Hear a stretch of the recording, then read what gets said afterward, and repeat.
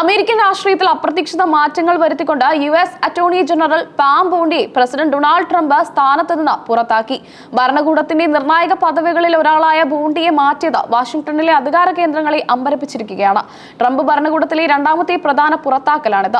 Attorney ജനറലിന്റെ പ്രവർത്തനങ്ങളിൽ Trump കുറച്ചുകാലമായി അതൃപ്തനായിരുന്നു എന്നാണ് പുറത്തുവരുന്ന റിപ്പോർട്ടുകൾ സൂചിപ്പിക്കുന്നത്. പ്രധാനമായും വിവാദ ലൈംഗിക കുറ്റവാളി ജെഫ്രി എപ്സ്റ്റീനുമായി ബന്ധപ്പെട്ട രഹസ്യ ഫയലുകൾ കൈകാര്യം ചെയ്യുന്നതിൽ ബോണ്ടി കാണിച്ച സമീപനം ട്രംപിനെ പ്രകോപിപ്പിച്ചു. ഫയലുകൾ പുറത്തുവിടുന്നതിലും അന്വേഷണത്തിലും ബോണ്ടി മന്ദഗതിയിലായിരുന്നുവെന്ന് ട്രംപ് കരുതുന്നു. ട്രംപിന്റെ രാഷ്ട്രീയ എതിരാളികൾക്കെതിരെ ക്രിമിനൽ കേസുകൾ വേഗത്തിൽ നീങ്ങുന്നില്ല എന്നതായിരുന്നു ബോണ്ടിക്കെതിരെയുള്ള മറ്റൊരു പ്രധാന പരാതി. തന്നെ വേട്ടയാടിയവർക്കെതിരെ കടുത്ത നിയമ നടപടികൾ ട്രംപ് ആഗ്രഹിച്ചിരുന്നു. എന്നാൽ നിയമവകുപ്പിന്റെ നടപടിക്രമങ്ങൾ പാലിച്ച ബോണ്ടിയുടെ രീതി പ്രസിഡന്റിന് നിരാശയാണ് നൽകിയത്. ബോണ്ടിയെ പുറത്താക്കിയെങ്കിലും പരസ്യമായി അവരെ അപമാനിക്കാതിരിക്കാൻ ട്രംപ് ശ്രദ്ധിച്ചു. പാം ബോണ്ടി വലിയൊരു അമേരിക്കൻ ദേശഭക്തിയും വിശ്വസ്തയായ സുഹൃത്തുമാണെന്നാണ് അദ്ദേഹം വിശേഷിപ്പിച്ചത്. അവർ സ്വകാര്യ മേഖലയിലെ പുതിയ തൊഴിലവസരങ്ങളിലേക്ക് മാറാൻ തീരുമാനിച്ചു എന്നാണ് ട്രംപ് ഔദ്യോഗികമായി അറിയിച്ചത്. ബോണ്ടിക്ക് പകരം എൻവയോൺമെന്റൽ പ്രൊട്ടക്ഷൻ ഏജൻസി അഡ്മിനിസ്ട്രേറ്റർ ലീ സെൽഡിനെ നിയമിക്കുന്നത് സംബന്ധിച്ച ചർച്ചകൾ ട്രംപ് ആരംഭിച്ചു കഴിഞ്ഞു. ട്രംപിന്റെ വിശ്വസ്തനായി അറിയപ്പെടുന്ന സെൽഡിൻ നിയമവകുപ്പിൽ കൂടുതൽ കർക്കശമായ നിലപാടുകൾ സ്വീകരിക്കുമെന്ന് വൈറ്റ് ഹൌസ് വൃത്തങ്ങൾ കരുതുന്നു. നിലവിൽ ഡെപ്യൂട്ടി അറ്റോർണി ജനറലായ ടോഡ് ബ്ലാഞ്ചോയ്ക്കായിരിക്കും നിയമവകുപ്പിന്റെ താൽക്കാലിക ചുമതല. ട്രംപിന്റെ മുൻ അഭിഭാഷകൻ കൂടിയായ ബ്ലാഞ്ചോയ്ക്ക് പ്രസിഡന്റുമായി അടുത്ത ബന്ധമാണുള്ളത്. പുതിയൊരാൾ സ്ഥിരമായി നിയമിതനാകുന്നതുവരെ ബ്ലാഞ്ചെ വകുപ്പിനെ നയിക്കും. അടുത്ത കാലത്തായി ട്രംപ് മന്ത്രിസഭയിൽ നിന്ന് പുറത്തുപോകുന്ന രണ്ടാമത്തെ ഉന്നത ഉദ്യോഗസ്ഥയാണ് പാം ബോണ്ടി. നേരത്തെ ക്യാബിനറ്റ് സെക്രട്ടറി ക്രിസ്റ്റി നോമിനെ ട്രംപ് പുറത്താക്കിയിരുന്നു. വിശ്വസ്തതയും വേഗതയും ഇല്ലാത്ത ഉദ്യോഗസ്ഥരെ മാറ്റി നിർത്തുക എന്ന നയമാണ് ട്രംപ് രണ്ടാം ഊഴത്തിൽ സ്വീകരിക്കുന്നത്. ജെഫ്രി എപ്സ്റ്റീൻ കേസിലെ പല സുപ്രധാന രേഖകളും പൊതുസമൂഹത്തിന് മുന്നിൽ എത്തിക്കുമെന്ന് ട്രംപ് തിരഞ്ഞെടുപ്പ് വേളയിൽ വാഗ്ദാനം ചെയ്തിരുന്നു.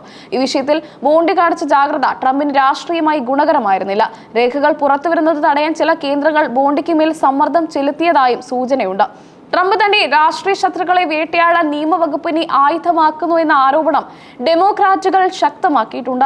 ബോണ്ടിയെ മാറ്റിയതിലൂടെ തന്റെ ആജ്ഞാനുസരണം പ്രവർത്തിക്കുന്ന ഒരാളെ നിയമിക്കാനാണ് ട്രംപ് ശ്രമിക്കുന്നതെന്ന് അവർ കുറ്റപ്പെടുത്തി. നിയമവകുപ്പിന്റെ സ്വാതന്ത്ര്യം നിലനിർത്താൻ ശ്രമിച്ചതാണ് ബോണ്ടിക്ക് വിനയായതെന്ന് നിരീക്ഷകർ വിലയിരുത്തുന്നു. ട്രംപിന്റെ വ്യക്തിപരമായ താൽപര്യങ്ങളെക്കാൾ നിയമപരമായ വസ്തുതകൾ ബോണ്ടി മുൻഗണന നൽകിയത് വൈറ്റ് ഹൌസുമായുള്ള ബന്ധം വഷളാക്കി. അമേരിക്കൻ നീതിന്യായ വ്യവസ്ഥയിൽ വലിയ ചലനങ്ങൾ ഉണ്ടാക്കുന്നതാണ് ഈ നീക്കം. അറ്റോർണി ജനറൽ സ്ഥാനം ഒഴിയുന്നതോടെ വരാനിരിക്കുന്ന നിർണായക കേസുകളിൽ ആര് വാദിക്കുമെന്നത് പ്രധാനമാണ്.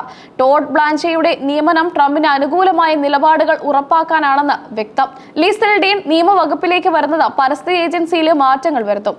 സെൽഡിന്റെ പ്രവർത്തന ശൈലി ട്രംപിന് ഏറെ ഇഷ്ടപ്പെട്ടതാണ്. അതുകൊണ്ട് തന്നെ കൂടുതൽ അധികാരമുള്ള പദവിയിലേക്ക് അദ്ദേഹത്തെ കൊണ്ടുവരാൻ പ്രസിഡന്റ് താൽപര്യപ്പെടുന്നു. ഭരണകൂടത്തിനുള്ളിലെ ശൈഥില്യമാണ് ഇത്തരം പെട്ടെന്നുള്ള മാറ്റങ്ങൾ കാണിക്കുന്നതെന്ന് രാഷ്ട്രീയ എതിരാളികൾ പരിഹസിക്കുന്നു. സ്വന്തം ടീമിലുള്ളവരെ പോലും ട്രംപിന് വിശ്വാസമില്ലാത്ത അവസ്ഥയാണെന്ന് അവർ ചൂണ്ടിക്കാട്ടുന്നു. എന്നാൽ അമേരിക്കയെ വീണ്ടും ശക്തമാക്കാൻ ഉതകുന്ന വേഗത്തിലുള്ള തീരുമാനങ്ങൾ എടുക്കാൻ കെൽപ്പുള്ളവരെയാണ് തനിക്ക് ആവശ്യമെന്ന് ട്രംപ് ആവർത്തിച്ചു പറയുന്നു.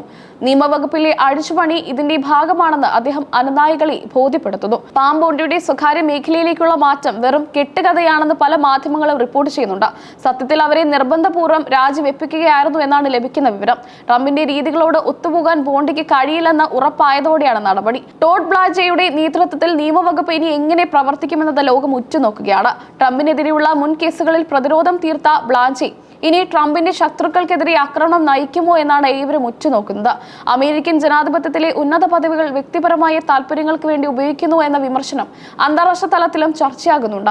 എങ്കിലും ട്രംപ് തന്റെ നിലപാടുകളിൽ ഉറച്ചു നിൽക്കുകയാണ്. വരും ദിവസങ്ങളിൽ വൈറ്റ് ഹൌസിൽ നിന്ന് കൂടുതൽ മാറ്റങ്ങൾ പ്രതീക്ഷിക്കാം. ട്രംപിന്റെ വിശ്വസ്തരുടെ പട്ടിക ചുരുങ്ങിക്കൊണ്ടിരിക്കുകയാണോ അതോ പുതിയൊരു നിര ഉയർന്നു വരികയാണോ എന്ന് കണ്ടറിയണം. പാം ബോണ്ടിയുടെ പുറത്താക്കൽ ഫ്ലോറിഡയിലെ രാഷ്ട്രവൃത്തങ്ങളിലും ചർച്ചയായിട്ടുണ്ട്. ഫ്ലോറിഡ അറ്റോർണി ജനറലായിരുന്ന ബോണ്ടിക്ക് അവിടെ വലിയ സ്വാധീനമുണ്ട്. അവരുടെ മാറ്റം റിപ്പബ്ലിക്കൻ പാർട്ടിക്കുള്ളിൽ ചെറിയ അസ്വസ്ഥതകൾക്ക് കാരണമായേക്കാം. അന്തിമമായി അമേരിക്കൻ നിയമവകുപ്പ് പൂർണ്ണമായും ട്രംപിന്റെ നിയന്ത്രണത്തിലേക്ക് മാറുന്ന കാഴ്ചയാണ് ബോണ്ടിയുടെ പുറത്താക്കലിലൂടെ ദൃശ്യമാകുന്നത്.